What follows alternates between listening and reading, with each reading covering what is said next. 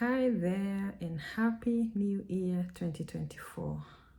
I hope you closed over safely and the year is taking you well. Now I want to welcome you back, and if you're new here, feel at home.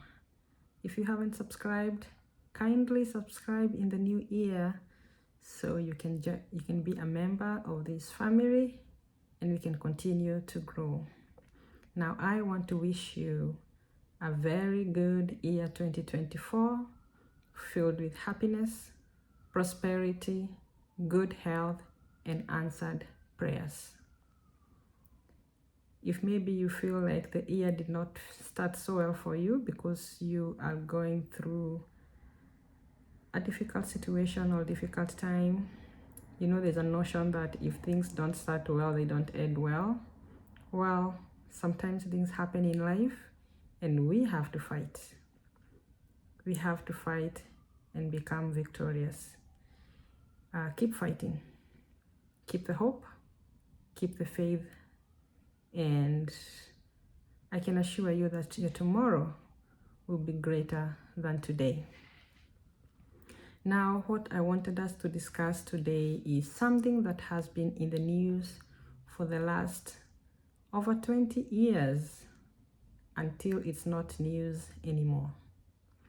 And this is the issue of the illicit brews or the illegal brews, and allow me to call them the killer brews because they have taken a lot of lives, they have killed a lot of dreams, and a lot of homes are broken.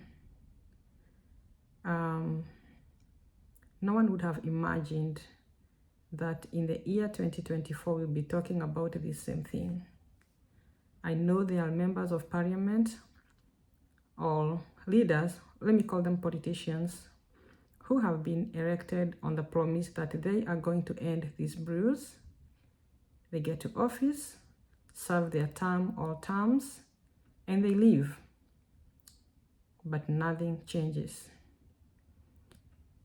It is a sad story, and especially for affected people, families of affected people. We have parents who are so worried about their children that wake up every day and night, they are just drinking. There are children who are so worried about their parents.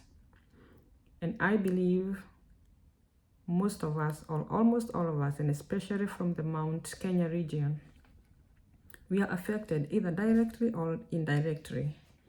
And there's one person, at least one, if not many, that you are always worried about their future, about what will happen to them the following day when they wake up and they go to, to take this alcohol or brews. It's a sad situation. And unfortunately, it has been sad for the last many, many, many years. I'm not bringing up this topic because I have any answers, but I believe that if we come together, we will have some answers. It's not so difficult to finish these brews. I don't know why it has taken so long. Because as the society, the government have enabled the people who make them continue to do the same job that they have been doing. And we know that they take advantage of the vulnerable, the most vulnerable in our societies.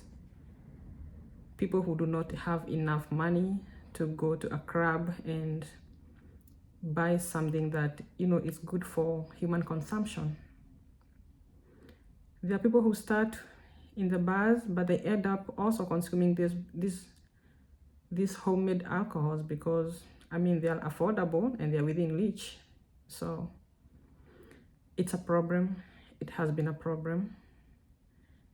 And like I said, I know most of us are affected, including the people in power, people in politics, people in church leadership.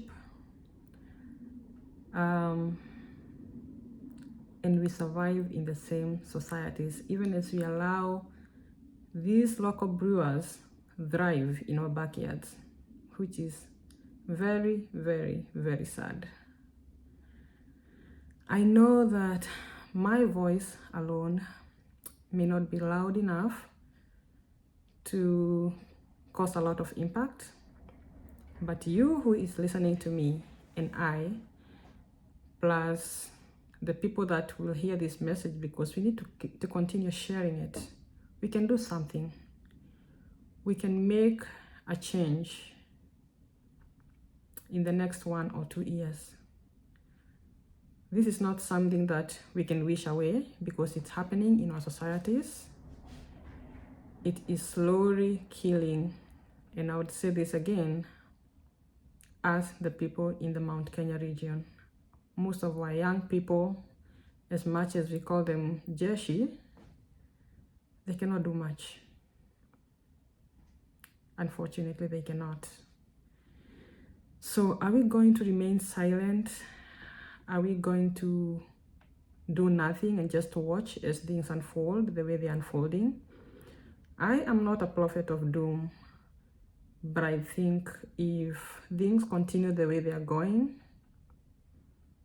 I don't know where we will be in the next 5-10 years. Each one of us, whether we are leaders, heads of family, we work on building a legacy. But the kind of legacy that now we are building is a legacy of pain. You can imagine if in a family, the head of the household is drunk, always drunk, the children are drunk, and I don't think even if you feel safe or like you're not affected, your children will go out there and meet with these people and probably become a part of them. So what can we do now to avoid this from happening in the future? What are we going to do? Because something has to be done. Something needs to be done. And who is it that is going to do that something? I mean, maybe I cannot do much, but I have decided to, bring up this topic. And I believe this is a kind of bondage that's so hard to break, because I don't know, it's like evil spirits. We are under yoke of these illegal blues.